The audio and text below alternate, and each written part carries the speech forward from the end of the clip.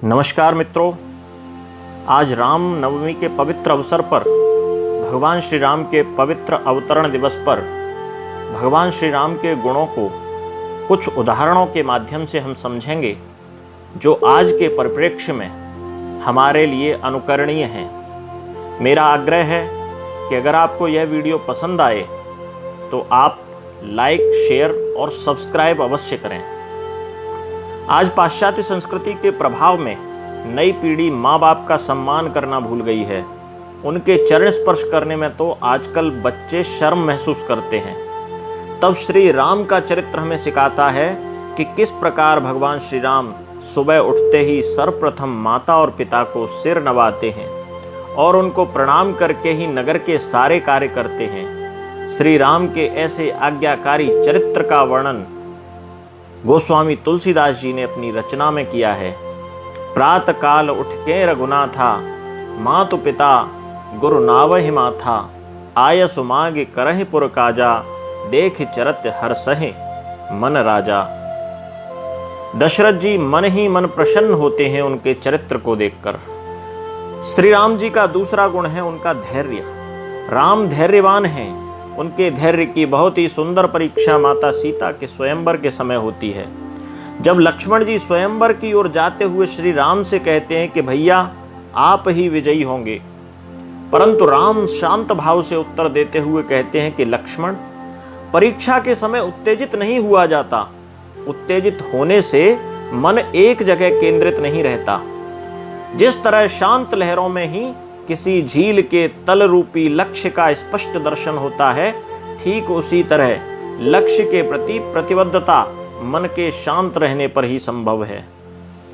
शक्तिशाली राजा भी जब शिव धनुष को हिला तक नहीं पाए, तब श्री राम ने उसको क्षण भर में तोड़ दिया। शिव धनुष का टूटना कोई सामान्य घटना नहीं थी। वास्तव में शिव धनुष का टूटना सभी राजाओं और परशुराम जी के अहंकार का टूटना था। श्री राम ने राजाओं का अहंकार तोड़ दिया। जब किसी का अहंकार टूटता है तो उसे क्रोध आता है, परंतु उस क्रोध को श्री राम विनम्रता से जीत लेते हैं। इसलिए राम विनम्र हैं। वे परशुराम जी से कहते हैं कि नाथ संबुधन भंज निहारा, होई है को एक दास तुम्हारा।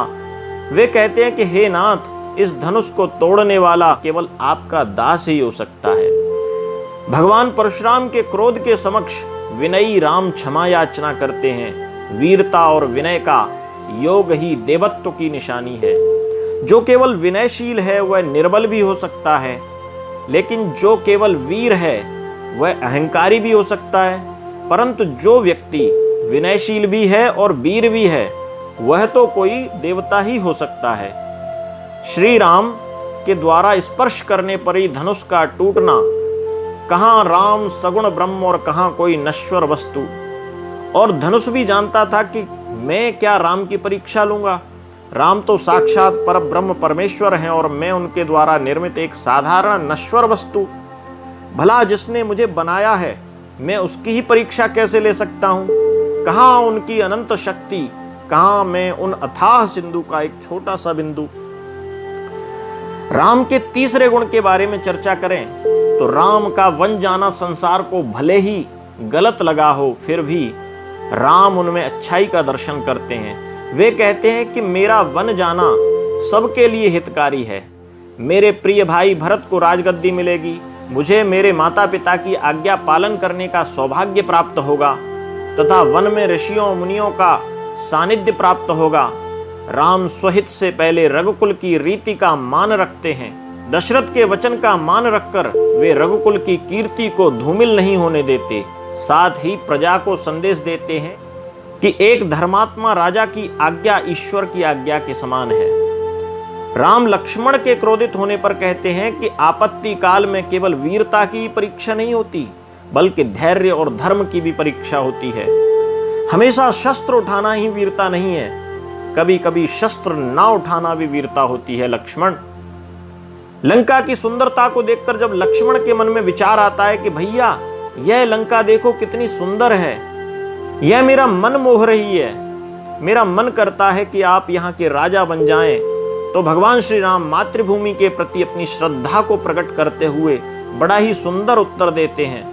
वे कहते हैं, स्वर्णमयी लंका नमे लक्ष्मण रोचते, जननी जन्म भूमिश्च स्वर्गादपि गरीयसी।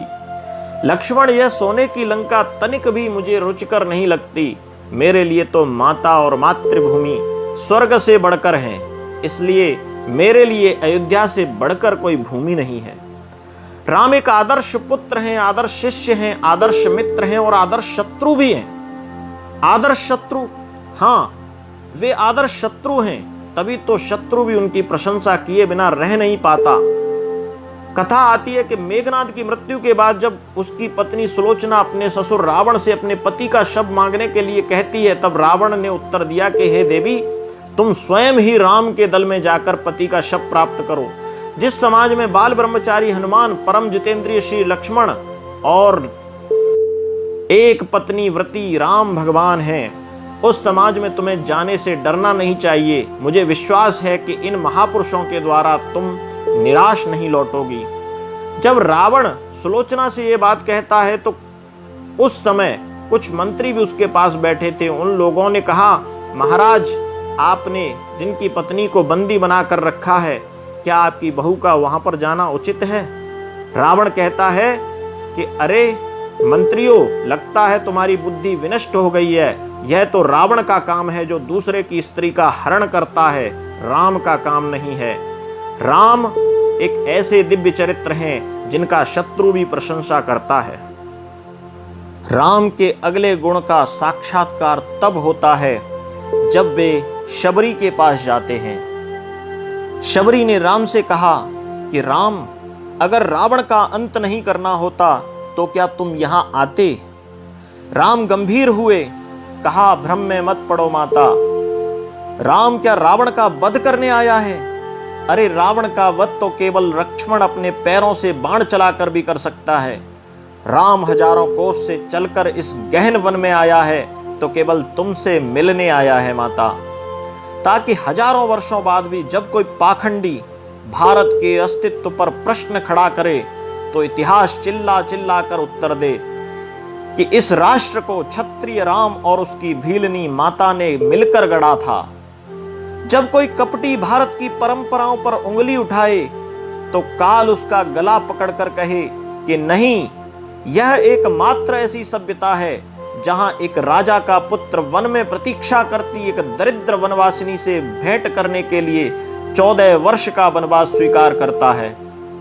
राम वन में इसलिए आया है ताकि जब युगों का इतिहास लिखा जाए तो उसमें अंकित हो कि सत्ता जब पैदल चलकर समाज के अंतिम व्यक्ति तक पहुंचती है तभी राम राज्य आता है।